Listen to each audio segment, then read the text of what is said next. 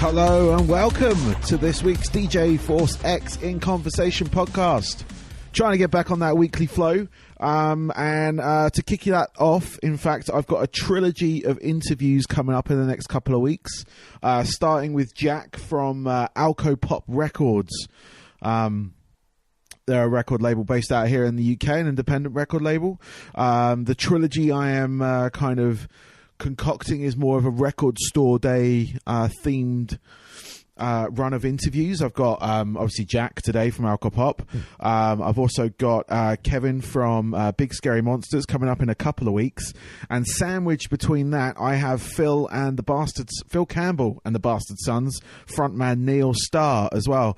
They are actually releasing a record on Record Store Day, but that's coming next week, so we'll talk more about that then.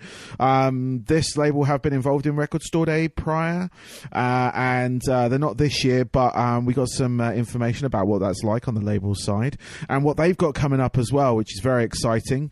As of recording this and releasing this, they have just got a licensing deal as well through they've just licensed a US band, I should say, to release their material here on Spotify and things like that. So listen out to the interview for those, but do go check them out. They've got some fantastic bands, Tiger Club, Happy Accidents. I'm really enjoying Nelson Can, which is a band on their label, but do check them out. It's kind of indie pop rock type mixture of bands, but it's all cool. It's all cool. Like I said, this is kicking off my trilogy for Record Store Day, which will end actually the day after Record Store Day, as that's a Saturday and my shows go out on Sundays. But I will be hopefully in, I'm going to say Farnham and Brighton on Record Store Day. Right now, I am trying to sort of sort out a couple of bits and bobs, but I'm hoping to hit a couple of the record stores in and around that area. Farnham, we've got 101 Collector Records, which is an old friend of mine, Andy, who runs that store.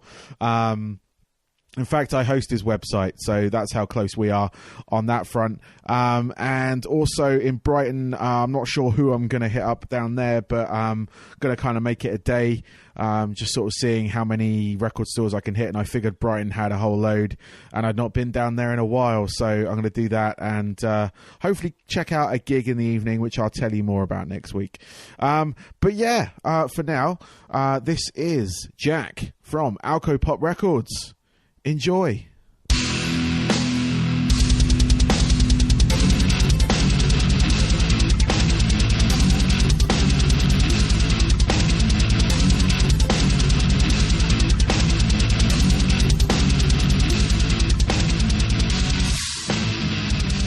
And how are you today? Yeah, very good, very good. I was telling you earlier, actually, when we started this. Yeah. It's all been a bit hectic because it's sort of just hit post-Easter, and we've managed to license a record that we're really into from the States. But, you know, license deals being license deals, it's all a bit last minute. So it's that kind of, hurrying to make sure that everything is ready for Friday when it comes out. I think it's Wednesday today, isn't it? Yeah. But yeah, just make sure everything's ready and everybody's happy, and it's all going to plan. So yeah, I think we're on for it. Everything's sorted. We have the best press guy in the world, so he's super all over it, which is lovely. So yeah, it's been hectic, but very exciting times. It's been a good year so far. Sort of lots of albums coming out and lots of things going on. We released our first beer, which was exciting. Oh, yeah. Yeah, which was a bit of a weird one. We linked up with the guys at Signature Brew, who make many fine ales in conjunction with bands and stuff, and got a brew for one of our bands called Tiger Cub coming out. Yep. So that was fun. So yeah, it's been a year of excitement thus far. Excellent. Yeah. I was actually I live around the Aldershot, Hampshire area. And I just missed your showcase show you had at the West End Centre. Tell you what, that was a dream. I loved it. I've never been to Aldershot before, which is, something that not many people say, I would imagine. But it was kind of like, it was so bleak the day, really snowy, and we head on down there, and I was like, I just don't know how this is going to be. Like, we linked up with Specialist Subject, who are an amazing label, who we love, and, the bill was I mean, I would say this, but the bill was kind of second to none. We had Tellison, Penis, I Told You I'd Eat You, Caves, and various others playing. Happy Accidents, an acoustic set, which was nice, with a label fair, and everybody was super positive. The promoter was amazing. Yes. Kind of, I've never known anyone promote a show like that. And we got there, and I was like, is the snow going to ruin everything?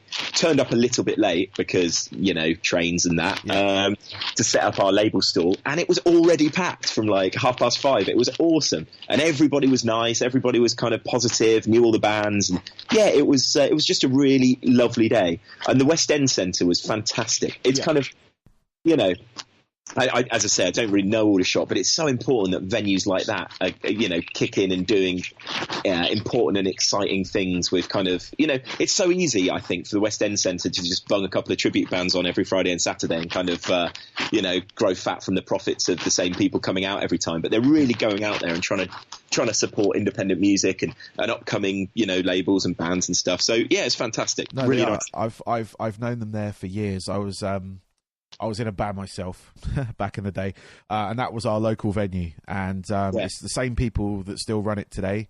So you got Barney, who is obviously the promoter, curator of, I think his official title is curator now of that venue.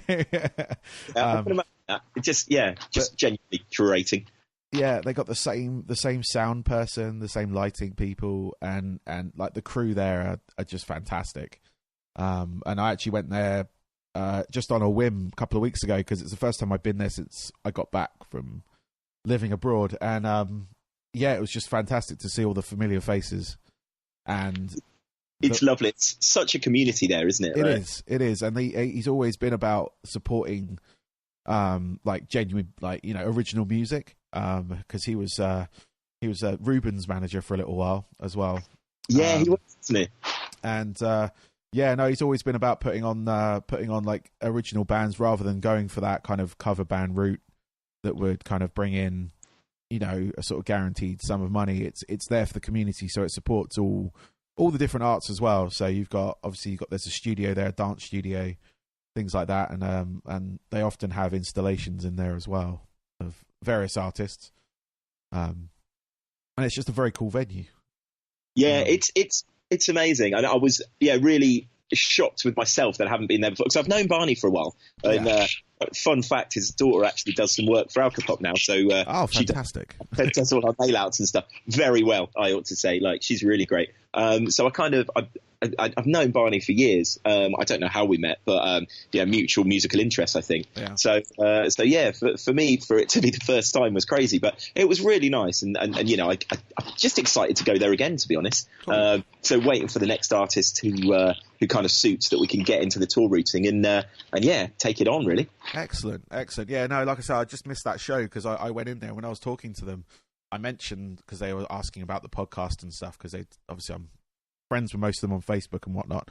And I said, I've got you guys coming in. And they go, oh, and they started chatting about that day. So it's nice to know it was good the other way as well, because they really enjoyed it. So it could have been awkward otherwise, couldn't it? It could have been slightly awkward. It would have been a more fun conversation on that. No, it was all good. It was all the reports were good and very positive about it. So I was very much looking forward to this. So.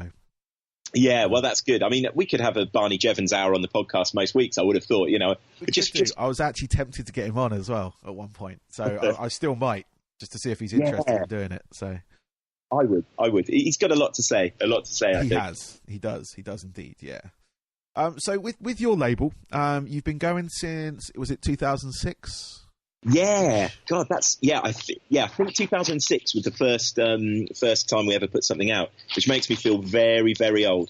So that was it was one of those, where basically I lived in the same house as Kev from Big Scary Monsters, who I think we're talking to you on another podcast. Okay. And basically he'd run Big Scary Monsters for a while. We kind of decided that we were going to get a label going, because why not? Got a demo through, which was a sort of a glitchy pop duo from Yeovil called Encyclopedia, which we were convinced was going to be the summer smash, which we sensibly released in September. But it didn't quite go to plan, although I still have much love for that band. So we borrowed a little bit of money from my dad, gambled it on football. We put a bet on Portsmouth beating Charlton, and Lamana Lualua scored a goal and they won 1-0, which meant that basically we got to fund our first release. So yeah, that was it was kind of all or nothing on the throw of a boot. So yeah, we were quite lucky to kick off. I wouldn't recommend anyone else start a label that way, but no, I was going to say betting on Portsmouth. You know, you take a risk there. I know, right? We were very confident. The odds seemed long considering Charlton were having a desperate time. So yeah, we stuck it on, hoped. And I think we got off to End of the Road Festival that weekend, and we were listening sort of a grainy commentary of the match in the car. And yeah, we got in and realised they'd won. So we were like, right, let's do this. Fantastic. It's better than a toss of a coin. Exactly right. I could have saved myself 11 years of doing loads of this kind of stuff, but it's all been fun. So I mean, you stuck with it obviously because you're still going. So yeah, how have you found it? Because around that time, it was kind of obviously MP3 was the sort of it format at the time, and obviously since then it's sort of faded and gone to more of the streaming services. How have you like evolved with that? How has that transition been? Obviously, I know you still sort of release physical product as well, but yeah. What have you noticed a mass change in the way people have consumed music, or in the way of, you know, even like not giving any figures out, but sales wise, do you see more revenue from streaming yet, or is it still kind of that low number that we constantly see with bands? No, you see, I must be one of the only people who does this, but for me, I think Spotify is an absolute revelation. It's probably my favourite thing that's happened to the music industry since we started. And from my point of view, we actually kicked off as a physical only label. You know, when you start off with all these idealistic dreams, and we were like, we don't even want to look at digital. We're just going to be physical. Yes. After about a year and a half, realised that was a bit of a ridiculous way to go. So got everything uploaded, you know, started off, and I've never really been into MP3s. I kind of thought, you know, we got with it and we sold them because obviously it was a good way to pay bands and, you know, make sure that everything ticked along. But I've never really had any affinity for an MP3. I've tried to have iPods and I've never really updated the catalogue properly, and, you know, I could never really be bothered to rip all my CDs onto a computer. Yeah. So for me, the sort of rise of streaming is wonderful for probably three reasons, and I might come to less or more than this. But the fact, as for a music consumer, it makes it so easy for me that it's just ridiculous. I love it. I use Spotify daily on my phone. You know, Spotify alternatives are available, but I think, you know, it's fantastic. It's brilliant for a consumer, and it kind of opens up a world of music that I had to kind of rely on various different outlets for, which gives me a lot more kind of freedom of the music I listen to. Yeah. B, I think actually once you start realizing how this music pays and what you need to do to kind of achieve that reasonable revenue stream from it, I think it becomes a bit easier. You know, it's a lot about playlists. It's a lot about meeting the right people at Spotify who can kind of open those doors for you. And there are, and Apple and various others. And, you know, there are really passionate people there who listen to alternative music and will give you a break and help out and kind of put stuff on playlists if you give them the reason to do it. If your pitch is right and if the song's right, and, you know, if they get into it and if the song's brilliant, it gives you a real good option to get into new spaces that you wouldn't be able to do before. I mean, you know, people talk about the lack of revenue of streaming. Well, actually, I don't think the revenue is too bad. And you think about, in the old days, what you would have to pay to reach that many people with your song. Yeah. So, you know, if you were going off to radio back in the days of payola and all of that kind of stuff, how much money would you have to pay for that many years to listen to your track that you now get paid for on Spotify or Apple or Deezer or whatever? Yeah. So I kind of, that's super positive. And I think you just need to kind of like, you know, focus on it because it's not going to go away. No, it's not. No, I was chatting to a couple of years ago, actually, another independent label in the States. And they were saying they get more revenue now from streaming than they do from physical sales. And it was like what you said. It was like getting the music to the right people within, like, you know, getting playlists out there, getting it attached to video game things on YouTube, stuff like that, just to sort of bring in, because obviously all the tracks are marked and they're recognized by certain algorithms that it's your track. So if some YouTuber's using your music, obviously you give them permission to do so, but you're getting that revenue stream from that. Exactly. And the beauty of it as well, and especially for a label, and I think you'll probably find this from a number of independent labels who kind of pride themselves on the physical output they have, and, the kind of exciting vinyl and the splatters and the, sort of interesting kind of formats. Yeah. And we really like to release interesting formats. Is that the beauty of Spotify is it leads really nicely in with vinyl, I think, because it almost gives people the opportunity to listen to their favourite artists, rather than when we used to go back and do all the sort of one-track premiere and they could only listen to one-track premieres, then decide whether to buy the CD or whatever. Yeah. They can now listen to the whole album. And if they love that record and, feel as passionately about it as we do, and obviously everything we put out we feel so passionately about, we're definitely buy the record. So it kind of like, if we're right, then it kind of translates. And then that streaming service leads them to buy that kind of pretty sort of physical product. So, be it the record or the T-shirt or the mega wooden box, carved from an ancient tree, with meteorite embedded in it kind of box set or whatever it is, the kind of super exciting physical box set. So I actually think streaming links beautifully well into buying well packaged, interesting, well produced, put together physical. So for me, the kind of streaming and the vinyl physical work really well together, which never really worked with iTunes, because that was kind of like a stopgap middle thing. You would buy MP3 as your sort of middle ground. So I kind of welcome the death of the MP3, which is definitely happening, I think. No, it is. I mean, from what I've been reading and sort of general industry sort of, chatter, that sort of format is still going to kind of be there, but not be as predominantly pushed. So it'll still be a viable outlet for people to buy music, but it's not going to be their main focus for it. It's going to be things like the streaming services and the physical product now, whereas, like you say, with vinyl you could do so much more. I mean, I love vinyl. I'm an old school DJ. I have my Technics 1210s and a couple of boxes, and I was a scratch DJ and stuff like that, so I love that physical product, but I also love the album covers, the artwork, because it's artwork. It's like a picture you hang on the wall. CDs were kind of all right, but they were kind of, you could put them up and you could look at them. Some of them had nice books. Tool had a few good ideas with putting like 3D glasses on them and stuff. But yeah, no, I love that kind of like gatefold vinyl, opening it up and you actually see the work the artists have put into it, and especially if you really love the album. Exactly. Vinyl just gives you so much surface area to play on, doesn't it? I mean, it's like, and we did a thing recently, actually. We did a repress of a band called Tube Lord. I don't know if you've ever been into those guys, but it was kind of like their album is just impossible to get on vinyl, and we love it. It's one of our favorite records. So we put it out, but rather than just put it out as a standard repress, we managed to get from the band an original test pressing from when it first came out in 2009, I think I want to say. 2011 was it?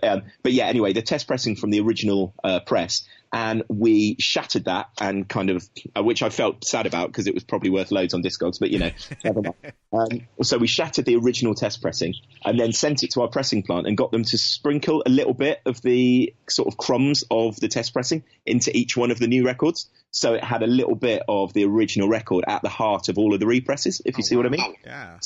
It's kind of like you can do cool things like that with vinyl, and like, stuff that just excites the sort of, the inner vinyl nerd in you, I guess, that, kind of like, that's a reason for doing something, Yeah, that reminds me of what Kiss did many, many years ago. They were having, I think, a comic book done of them, and they went to the inking plant and, supposedly cut themselves and bled into the red. So their own blood was in in every comic book pressed. Obviously, probably these days that would be frowned upon. It was probably frowned upon then, but health and safety would have kicked in by now. But no, it kind of reminded me of that. That's kind of cool. I like that kind of like that thinking, because it is something kind of like who else did something like that? Foo Fighters, when they recorded one of their albums on actual physical tape, and then they cut up the masters or the recordings, and put a little bit in each release. Like it's sort of centimetre length of tape.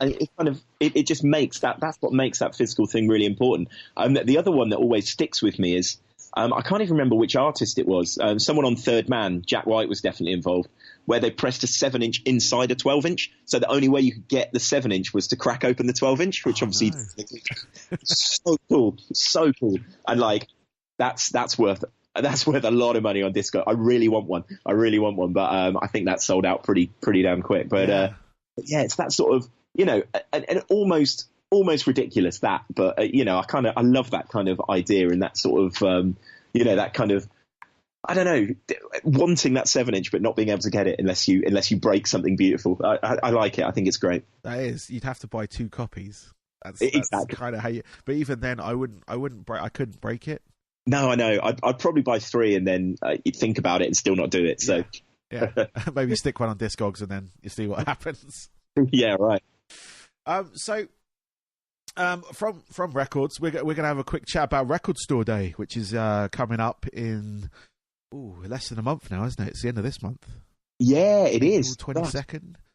It is coming up quick. Yeah, I can't wait for Record Store Day. I love it. I think it's really fun. I mean, there are definitely some negatives to Record Store Day, which obviously everybody covers every year. So yes. I guess probably not best to go into them. But overall, it's a marvellously positive day.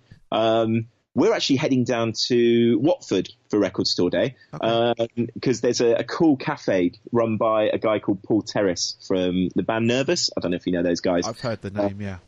Yeah, he runs an awesome sort of cafe come venue called the LP Cafe, and basically we're linking up with all of the different venues in Watford with kind of like lots of labels like Till Death Do Us Party are there, Ven Records, various others, and then loads of bands are just playing showcases all day, and it's going to be super fun. And basically we're all selling records and having a few drinks and yeah, just having a generally nice time on Record Store Day, I think. Nice. Yeah, I've since the inception of that particular day, I've loved it. I've basically because I've got a guy here in Farnham who owns his own record store called 101 Collector Records, and I go to his store every year. And then when I moved, I found one of the biggest record stores in the world, which was very, very fortunate of the area I was living in. They had this like huge, like as you would kind of imagine in your head, an American record store. Yeah. How you think it would smell, how you think it would look. It was huge. They had a warehouse full of vinyl as well. But every year, they got a little stage inside there. So they'd have bands playing, they'd have DJs playing. And I'd always buy something. Obviously, if there was anything on the actual Record Store Day release list that I wanted, I'd pick that up. But I'd also, I go to record stores anyway, but I'd make a point of buying other stuff as well. Because it's not just a day for some of these independent record stores. It's, it can fund their entire year of existence. Well, it's amazing, and like I do love it, and yeah, we've tried to do something, and we did it the last couple of years, but haven't done it this year just because the process was so intense. But to kind of what we really wanted to do was embody the spirit of independent label, our Record Store Day by kind of doing a cool thing with independent labels and not charging the earth for it, because obviously that's so we put together a compilation of 10 or 11 different UK indies, and basically a track from each of the indie on the record. Made sure we got them kind of super nice splatter with vinyl pressed in them and all of this kind of stuff, but worked with our disc manufacturing services, and they gave us sort of a big discount on the production, so we were able to sell them for £10 on the day. So nice. People turn up, buy a record which had sort of 12, 13 bands on, or 10, 11 actually, that looked really cool, but also it came with a little download card which had kind of 50 to 100 tracks from each label from the back catalogue. Nice. So there were kind of like hundreds of tracks on the download code. So you just kind of felt like you got a lot for your money, sort of thing, which we kind of thought embodied the spirit of it. But to be honest, it's just a great day. I love the idea of, everybody rushing to record stores in the morning. And, my partner got me the Africa picture disc. Oh, really? Which is a Record Store Day special, I think, which is just amazing. And it's that kind of like, I love stuff like that, really, again, appeals to the collector in me. Yeah, no, I picked up, what was the special one I picked up last year? It was the Bill Murray and Paul Schaefer 7-inch. Oh, amazing. It might have been an American exclusive one, though. But, yeah, they did a track together, and I can't remember the name of it off the top of my head. But yeah, it was just a 7-inch. Yeah, I just thought like it's Bill Murray, singing. So well, exactly. You can't really turn it down, can you? No. Have you got anything in mind for this year? This year, I've made a small list of preferred, but we'll see what we get. I mean, I'd like the Future Sound of London, My Kingdom reissue. Which is like an old sort of. I'd say it was kind of, for its time, it was very kind of progressive electronic music. Kind of very sort of trancey, trippy stuff. But yeah, it was that. What else was there? I can't remember what else there was. I think it was just a couple of reissues, and I think there was a couple of singles as well. I think Public Service Broadcasting are releasing something that day from their current album. And I was toying with the idea, the Twin Peaks soundtrack. Yeah, that could be interesting. Yeah. I'm just looking through, and I see they were repressing the first Ben Queller album, which is like, that's a great record. And I don't know, always be tempted about that. And then there's a Bratmobile 7-inch, but I don't know how much. Occasionally the 7-inches are super pricey, but we'll see. Like, it's just one of those nice things to have a browse, isn't it, on the day, and kind of like, just go through and see what takes you fancy. Yeah, exactly. I mean, I kind of like, always look at the list and sort of maybe pick out a couple that I want to look out for, but most of the time those ones that I want are already gone by the time I get to the record store. So I just sort of pick up, not what's left, but if I see something like, I didn't think of that, and grab that. And then usually I'm in the record store for most of the day anyway, just flicking through records. So excellent. Yeah, I can't wait. I just and Watford is another place I've certainly not been to for a while. So from Aldershot to Watford, it's the glamour life of running a UK independent label, I guess. Yeah, I was going to say.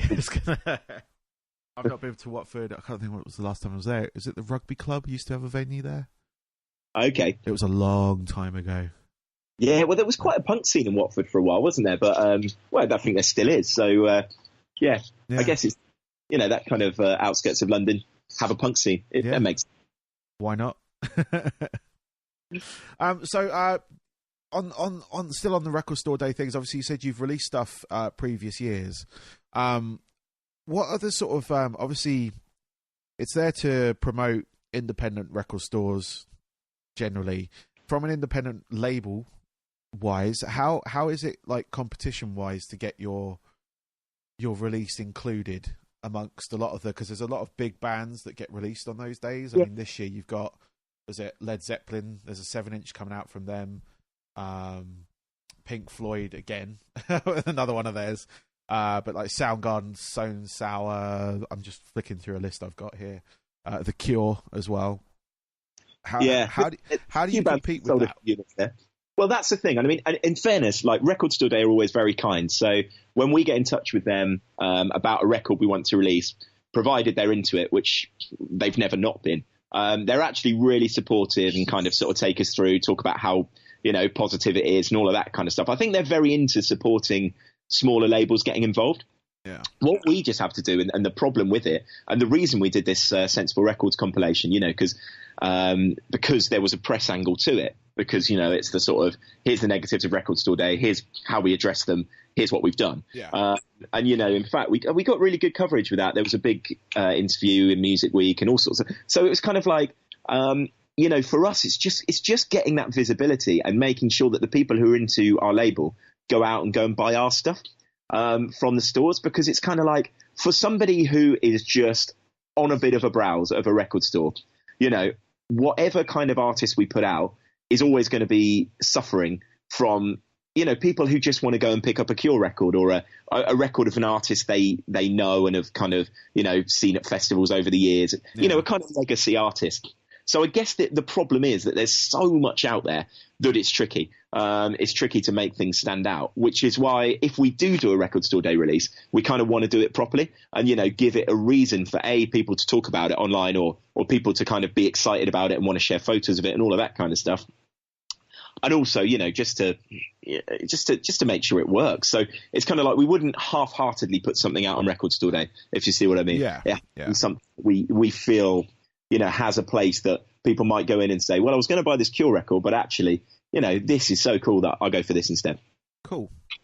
No, it's just getting that, like I say, I mean, back sort of industry sort of 20 years ago, it was trying to get the right promotion to get it in the right places. HMV had their like music towers that you could put your CDs on or pay to have your CDs on, so people would like just casual listeners listen to it and stuff.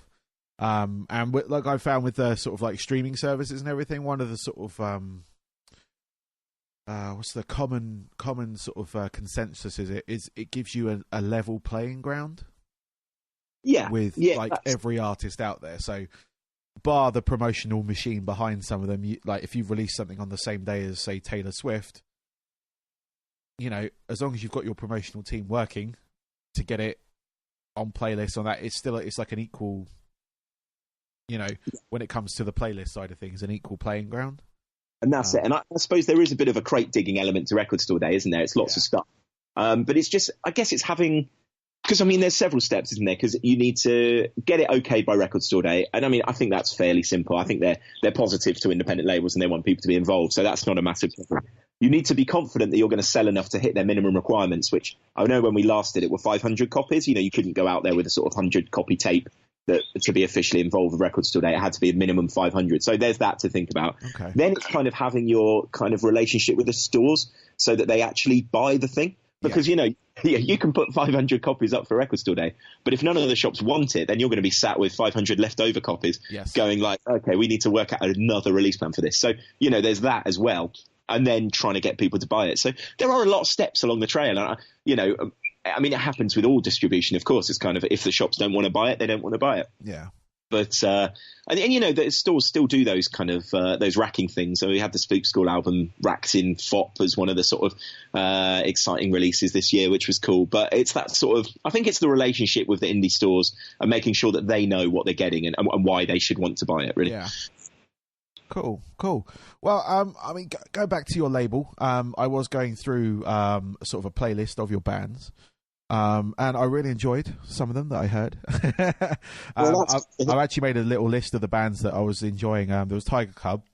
Tiger Cub have had a good year. It was kind of the album came out 2016 at the end of the year, and they've been kind of touring it, hammering it since then. So it's been great. They've been off in Europe doing lots of UK tours, several singles out of it. As I say, we released the beer, and then they kind of finished off the cycle with headline shows at the Scala and Concord 2 in Brighton, which was great. Like a real sort of positive vibe, super full shows, like everybody kind of really, really getting behind it. So yeah, that's been a really nice couple of years with those guys, and the nicest people in the world. So yeah, that's it's great to see them doing so well. Cool. I really like I heard Downtown by Nelson Can. Ah, yes. It's really cool. Really like I don't know what it was. It just really took me somewhere. It was like a real sort of downbeat style. It's an amazing track, that one. The whole EP actually is glorious. It's sort of it's a band from Copenhagen who my partner actually discovered a couple of years ago. She was working for Doc Martens doing a European tour for them. Yeah. And basically they said, we need a Danish artist, so find us one. And not having many connections in Denmark, as neither of us did, she kind of just went through loads of Danish bands, picked out Baby in Vain, who are doing really well, and Nelson Can. And we kind of like went to Copenhagen about a year later, met up with Nelson Can and just got on with them super well. And kind of agreed to do the EP. And they've been gunning since then. They're a great one for Spotify, actually. All those people at Spotify are really into Nelson Can. They're flying in Denmark. They're doing sort of 700 cap shows in Copenhagen and sold out tours around the Scandi regions. We've now signed them up with management and a really great booking agent over here. So they came over supporting Jaws at the end of last year. Oh, nice. Which was a fun tour. And they're coming back to pretty much every festival of note this summer. So they're really gunning for it. And they're just an amazing band to work with, super kind of on top of their game, know exactly what's going on. Sina, who's the singer, also runs a label in Denmark, so very kind of on it when it comes to kind of all the back end of what you're doing. So it's just super nice to work with, and that EP Like, without, I mean, obviously, I'm going to sell what we're doing, but honestly, Downtown's wonderful. But, you know, if you kind of push it, there's a track on there called Miracle, which is sort of, you know, a kind of really cool kind of pop banger. And then it's just a monumentous EP, which kind of goes all over the place, but kind of retains this really beautiful sort of melodic note all the way through. And it really is well worth a listen. Excellent. No, I'll have to dig that out and have a listen to it. So cool. And the other one was Happy Accidents. Yes, a wonderful human beings again. Like, we try and work with nice people, you know, it makes life so much easier. But they're doing really well. They've just put out their second album, which came out in February, and they're sort of halfway through a UK tour at the moment. So the headline Lexington the other week, which pretty much sold out, which was their biggest headline London show to date, which has been great. So they're off around the UK for the next couple of weeks, and then off into Europe with Colour Me Wednesday pretty soon. They're just a really sort of well-meaning and, you know, sort of on-it band who, great to work with, fantastic live. And just keep delivering great songs. You know, it's so nice when you work with a band and they're like, yeah, we've got some new demos, and they send them through and it's like, oh, these are brilliant. Absolutely superb. And they never let up. Again, Spotify super into Happy Accidents. And they're just kind of like, they're just a band who get on with being awesome without sort of any pretensions. And they're great to work with. And they've got an interesting video coming out, which I'm not sure how much I'm allowed to explain, because it's taking ages to come. But I'm going to do it anyway. But basically, Phoebe, who's the drummer, her dad was in a band called something like Party in the Garden or something bizarre. And they found this old tape of her dad's old band, sort of on a BBC local show, where basically they're playing in the practice room, and these sort of three execs from the London record company come down and start talking about how they might give them a £50,000 advance and stuff. Stan looking not very impressed in the studio, and then kind of it was really bizarre. It's kind of this little glimpse into old school record label life, and so they're kind of parodying the documentary and re-releasing it as a sort of a music video, an extended music video in a couple of weeks, which is kind of exciting. They like doing stuff that's a bit interesting, you know, and a bit more out there. So yeah, I'm kind of excited about that. That sounds really cool. I mean, just having that like part of like obviously her legacy with her dad. Well, that's going through that, and then being able to take that now into what, you know, the music industry has changed a lot since then. Well, for the most part, and doing that's amazing. So I look forward to seeing that. Oh. Yeah, it's super fun. There was a photo of her and her dad in Kerrang actually for a Father's Day piece. So yeah, it's nice. It's nice to kind of have those sort of family ties, I guess. So yeah, it should be an interesting video as well. I play the 70s indie label Guru, so yeah, looking forward to it. My acting is worse than you'd expect. So I mean, the worst, but it's going to be fun. Fantastic. So obviously you mentioned at the start there about a release you've got coming out on Friday. What other sort of plans you got coming up in the next couple of months? Oh, we got plenty of stuff coming. So we are working with Kississippi, who is an artist from Philadelphia, whose album we're putting out. We've got a new album from I Told You I'd Eat You coming later on in the year, which we're super excited about. They're amazing. We put out the DZ Death Rays record a few months ago, and they're back touring in August time, I think, in the summer. Anyway, I'll say in the summer. So they're back to the UK to do some more stuff with the record, which is exciting. And we're currently talking to several new bands about new signings, which I can't mention yet, sadly. Okay. But, you know, that's all to come soon. We've got festival stages across the board, really. So we've got Spook School, Nelson Can, and Penis playing at the Great Escape.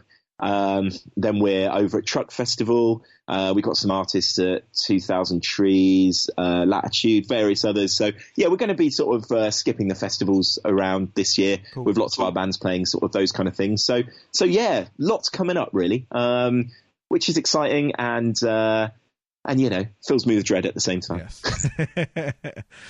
Cool. So I've got a couple of questions left for you, just sort of more about yourself on these ones.